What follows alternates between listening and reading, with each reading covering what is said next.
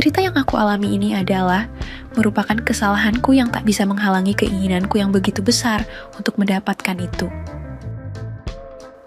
Perkenalkan, aku bernama Ratih dan berusia 35 tahun. Aku adalah seorang guru yang disukai oleh para murid di desa terpencil. Awalnya, tentu saja aku berusaha menolak tugas itu, karena dengan aku bertugas ke desa itu, tentunya aku harus tinggal berjauhan dengan suamiku dan anakku yang masih sekolah. Dan juga tentu saja desa tersebut jauh untuk pergi kemana-mana, karena desanya berada di pedalaman. Akan tetapi, karena perintah dari dinas yang tetap mengharuskan aku untuk menerima tugas itu. Singkat cerita, aku pun resmi bertugas di desa terpencil tersebut, dan aku mendapatkan tempat tinggal di rumah seorang kepala desa yang bernama Pak Rusli. Usianya waktu itu sekitar 55 tahun. Setelah aku berada di desa itu, barulah aku bisa merasakan nikmatnya hidup di pedesaan menurutku. Karena baru kali ini aku merasa hidup di desa. Contohnya, setiap bangun pagi, aku bisa menghirup udara yang masih segar. Karena di desa itu masih banyak pepohonan di sekitar tempat tinggal Pak Rusli. Kesibukan warga desa juga masih sangat terasa. Tidak jauh-jauh, Pak Rusli setiap pagi dengan rajinnya mengurus dan memberi makan kuda kesayangannya. Pernah suatu kali, secara tidak sengaja, aku melihat sesuatu yang luar biasa dari kuda Pak Rusli itu secara langsung. Ternyata, pada saat aku melihatnya, perasaanku pun kontan berdesir, karena apa yang aku lihat itu sama persis dengan apa yang dimiliki suamiku. Akan tetapi, jelas saja yang ada pada suamiku itu tidak ada bandingannya.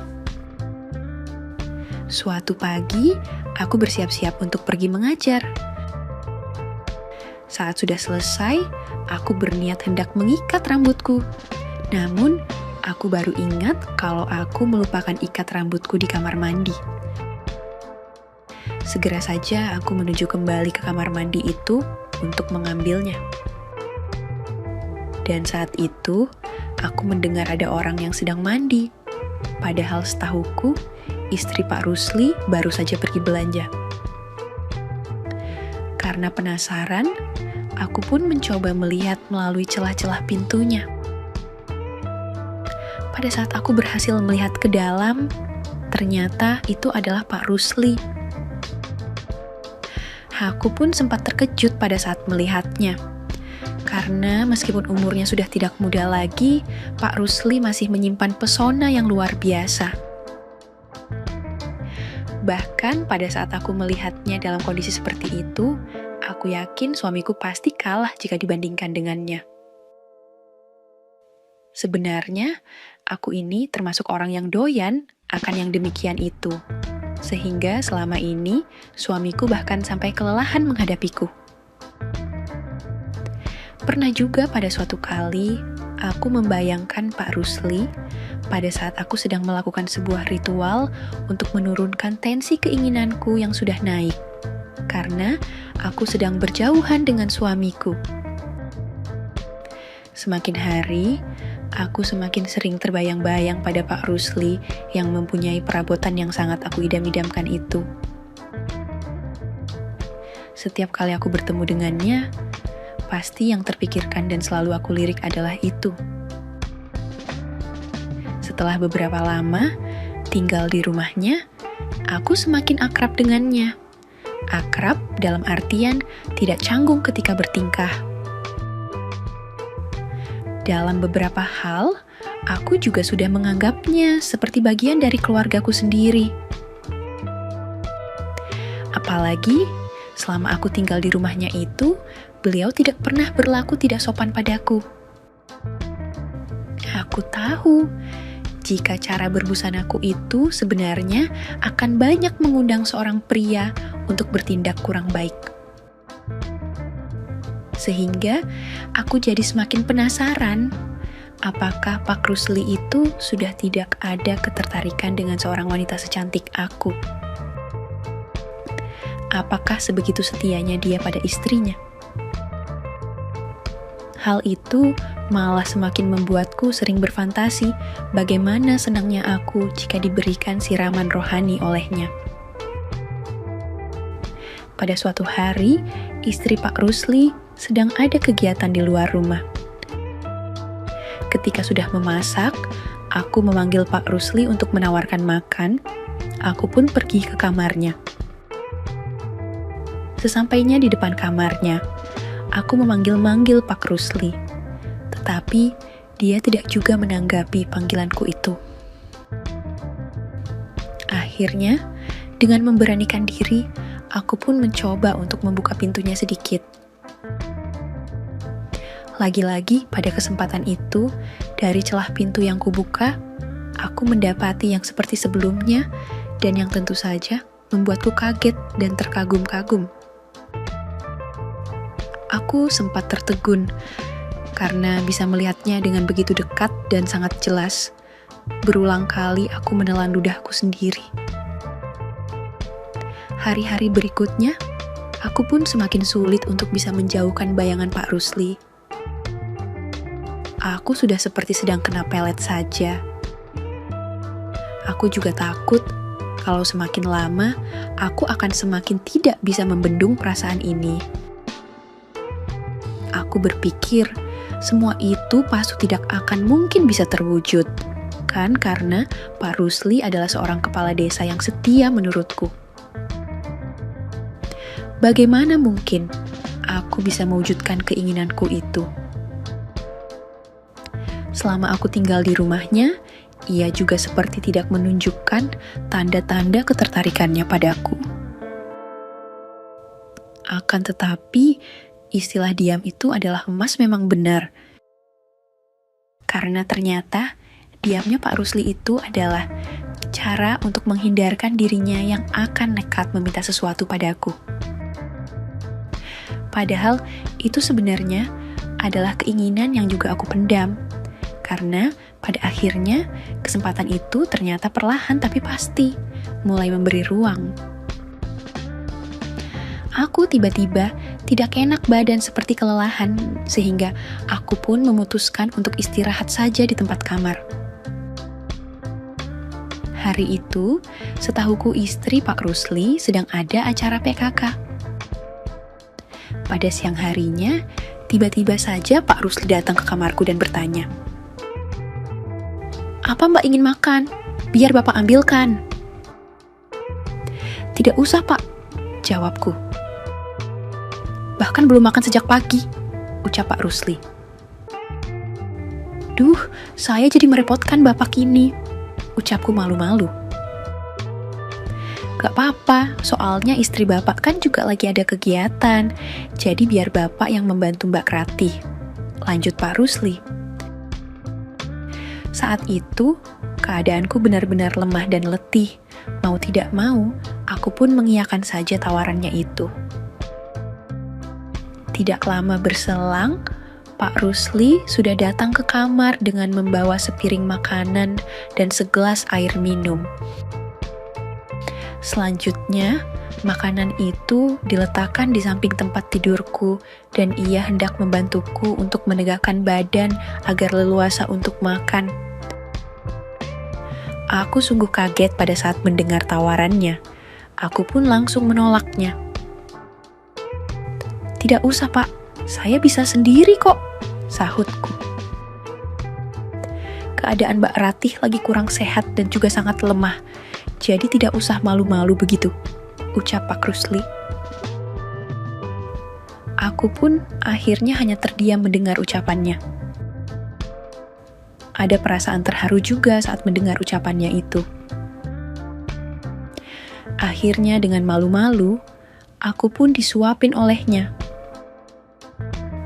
Alangkah senangnya hatiku pada saat itu, karena pada saat Pak Rusli menyuapiku makan. Sesekali aku bisa memergoki kalau Pak Rusli memandangi sesuatu yang ada padaku, yang mana itu adalah merupakan salah satu daya tarik yang aku miliki. Sepertinya Pak Rusli sedang ingin sesuatu, dan entah kenapa, tiba-tiba saja aku pun jadi deg-degan. Untuk menenangkan perasaanku, aku berusaha mengambil air minum yang ada di atas meja. Pada saat itulah, aku melihat Pak Rusli tiba-tiba langsung meletakkan piring yang digunakan untuk tempat makanku. Tiba-tiba saja, sesuatu yang aku dambakan pun terjadi, karena tiba-tiba saja Pak Rusli sudah berusaha untuk memulainya. Aku yang memang sering mengharapkan hal itu pun hanya bisa terdiam untuk beberapa saat. Karena tidak ada tanda-tanda penolakan dariku, Pak Rusli semakin memberanikan dirinya. Entah dari mana datangnya kekuatanku pada saat itu, karena aku yang sebelumnya pusing karena gak enak badan, tiba-tiba saja begitu bersemangatnya. Hari itu, aku benar-benar tidak menyangka sama sekali kalau Pak Rusli akan memberikan apa yang selama ini begitu aku harapkan itu. Pada saat aku sudah mendapatkannya untuk pertama kali, kami pun beristirahat sebentar. Namun setelah istirahat sejenak, kami berdua pun melanjutkannya kembali dengan tetap penuh semangat yang tinggi. Apa yang aku dambakan akhir-akhir ini akhirnya terwujud sudah. Apa yang aku terima dari Pak Rusli itu 5 kali lebih baik dari apa yang biasanya aku terima dari suamiku.